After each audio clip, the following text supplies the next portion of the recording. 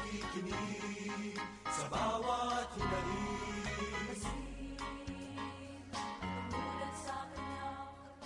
Mapagpalang umaga po sa inyong lahat. Kayo po ay nakikinig sa programang Manalig Ka, ang isang oras na pagninilay at talakayan tungkol sa Ebanghelyo ngayong araw na ito. Tayo po ay napakikinggan ngayon sa radyo natin Gimba 105.3 FM at radyo natin San Jose 103.3 FM. At tayo rin ay live na napapanood via live streaming sa www.diocesefsanjose.org at sa www.rngonline.org at sa Facebook account ng ating programa sa www.facebook.com/manaligka2006. Tayo po ngayon ay nasa ika-10 sa buwan ng Agosto at ika-19 na linggo sa karaniwang panahon. Ito po ang inyong paring Tagalog, si Father Richard Lagos, at kasama pa rin natin Siyempre po, ang paring Ilocano na imbag na bigat, si Father Bong Romano po. Si Maris Ganayo po, isang simpleng kabataan. at meron Father, tayong kasama ngayon, Father, na special guest sa ating programa. I don't know kung nakasama na siya before, hindi pa yata. First time ito, brother? Ito yung first time ko. Ito yung first time Ipakilala ko. mo na rin ang iyong sarili, brother. Kaya kailangan ko mga magpakilala. So ako po si Aaron James Bagay, isang Ilocano rin, kababayan na isang Ilocano. Yung kasama ko ngayon, si Father Bong from Kuyapo. Si Brother Aaron Bagay from Kuyapo. So bago po tayo magpatuloy sa ating programa, tayo muna ay mananalangin at syempre tayo ay pangungunahan ng ating paring Ilocano, si Father Bong Romano.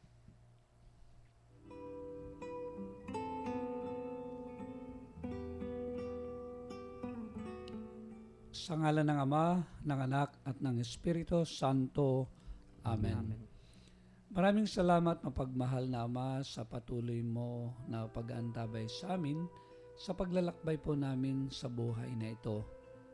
At sa paglalakbay na ito, marami pong mga kapagsubukan na dumarating din sa aming buhay. At nangyayari po ito upang lalo po kaming maging matatag at maging lalong sumampalataya sa iyo. Nawa Ama, tulungan mo po kami sa lahat ng mga karanasan namin sa buhay na ito at hinihiling namin sa iyo na palagian, patatagin mo, palakasin at palalimin ang aming pananampalataya. Tulungan mo po kami ngayong linggo na ito upang tunay na mapagtuunan namin ang Ebanghelyo, ang iyong mga salita, upang lalong lumalim, lalong matulungan kami sa aming kalusugang pangkaluluwa. Tulungan mo rin ang lahat ng mga nakikinig upang bilang pamilya na naglalakbay, na nagninilay kami sa iyong salita, matulungan kami bilang iyong mga anak. Tulungan mo ang lahat ng mga nakikinig ngayon sa kanilang tahanan. Subaybayan mo kami sa programang ito na aming ginagawa ngayong umaga. Huwag mo po kaming pababayaan. Ang lahat ng ito, Ama, iniling namin sa ngalan ng iyong anak at ng Espiritu Santo, magpasawalang hanggan. Amen. Sa ngalan ng Ama at ng anak at ng Espiritu Santo. Amen. At ngayon po ay pakinggan natin ang Ebanghelyo ngayong araw ng linggo.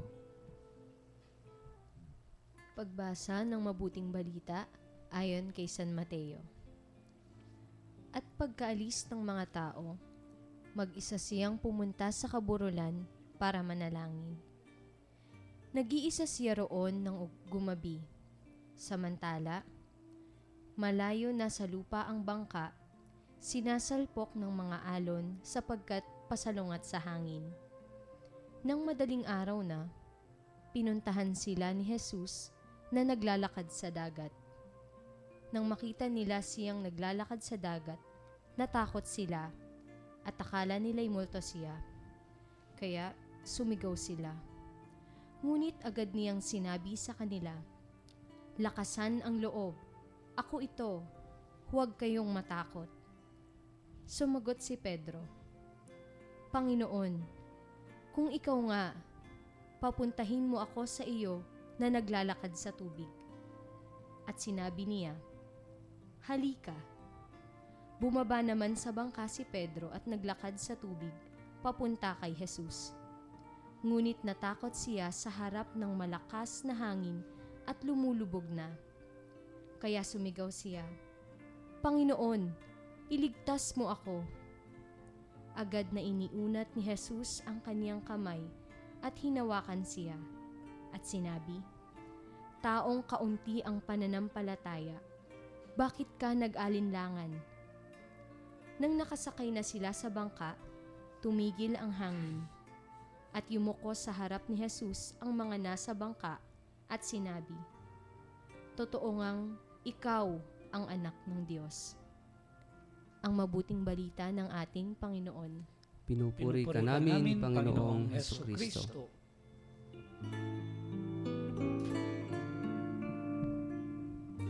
Maraming salamat, Father Bong, sa pangunguna sa ating pambungad na panalangin ngayong araw ng linggo. At kay Ate Maris, ang simpleng kabataan sa pagbabasa sa ating ebanghelyo ngayong araw ng linggo. Sumuli po kayo ay nakikinig sa programang Manalig Ka at tayo po ay napakikinggan sa radyo natin Gimba 105.3 FM at radyo natin San Jose 103.3 FM. At tayo rin po ay live na napapanood via live streaming sa www.dioceseofsanjose.org at sa www.rngonline.org. At sa Facebook account ng ating programa, ang www.facebook.com/manaligka. Tayo po ay nasa ika-10 sa buwan ng Agosto at ika-19 na linggo sa karaniwang panahon sa ating liturgical calendar. So napakinggan po natin ang ebanghelyo ngayong araw na ito. At para po doon sa mga hindi nakaabot sa pakikinig sa pagbasa ng ebanghelyo, muli pong ikukwento ni Brother Aaron yung gospel natin ngayong linggong ito. Ano ho? So muli po pakinggan natin yung summary o yung buod noong ebanghelyo natin ngayong araw ng linggo. Ayan, magandang umaga muli sa ating lahat. Magandang umaga muli, Father Richard. Morning. Father Bong. Good morning. At si Ate Maris. Yan. So, sa ating ebanghelyo ngayon sa Aklat ng Mabuting Balita ni San Mateo, narinig po natin at napakinggan po natin ang kwento ni San Pedro sa ebanghelyo na alam ko at naniniwala ko, nakita ko dito na sinasabi dito na nung una, nag-alinlangan si Pedro nung nakita niya sa Jesus. Pero nung bandang huli doon, nakita niya yung pananampalataya, yung pag-ibig ng Diyos sa kanya na hindi niya pinabayaan si Pedro. Nagtiwala pa rin siya sa mga nangyari na nahulog siya, hindi pa rin siya nawalan ng pag-asa. So dito sa ebanghelyo natin, sinasabi na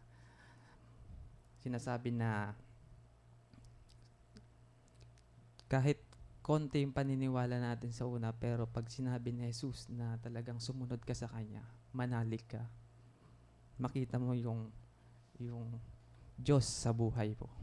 Ito yung kaugnay doon sa Father, alam mo yung gospel natin this Sunday is continuation nung gospel last Sunday, no? Na natatanda mo ba, Ate Maris, yung gospel last Sunday? It was yung yung feeding of the 5,000. Yes, nagpakain si Jesus ng napakaraming tao. 5,000, hindi kasama yung mga babae at mga bata. Oo, yes. So, amen. Ito yung gospel nung nakaraan linggo. At another kon na naman to yung sorry po. Yung another miracle of Jesus. Actually, kakaiba ito kasi ito yung sabi nga, Jesus walks on water. Oo, yung lumakad siya sa ibabaw ng tubig. Ako sa ibabaw ng yelo lang kaya kong lumakad. Maganda yung summary ng sinabi ni Brother Aaron na talagang na-test yung faith ni Peter, no? Na gusto niyang lumakad at talagang ma-verify si Jesus ba talaga. Kung ikaw talaga yan, Lord, hayaan mong lumakad ako sa tubig. Ewan ko ba't yun ang naisipan ni Pedro. Bago Magic. No? So talagang minsan tinest niya si Lord. Kung talagang ikaw yan, para ayaw niya pang maniwala kasi akala niya multo. No? So mamaya sa pagbabalik natin ito, napaka-exciting ang ating reflections ngayong araw na linggo kasi for sure makaka-relate ang ating mga tagapakinig kasi talagang matindi yung sinasabi sa buhay natin lalo na kapag tayo may mga pinagdaraanan sa buhay, no? A test of faith sa buhay natin. So wag po kayong aalis at sa ilang saglit ay sama-sama nating babalikan, pagninilayan ang Ebanghelyo na naman ngayong linggong ito, panibagong pagkain ng ating kaluluwa at panibagong inspirasyon para sa linggong ito. Wag po kayong aalis, magbabalik rin kaagad ang ating programang Manalig Manalig ka. ka.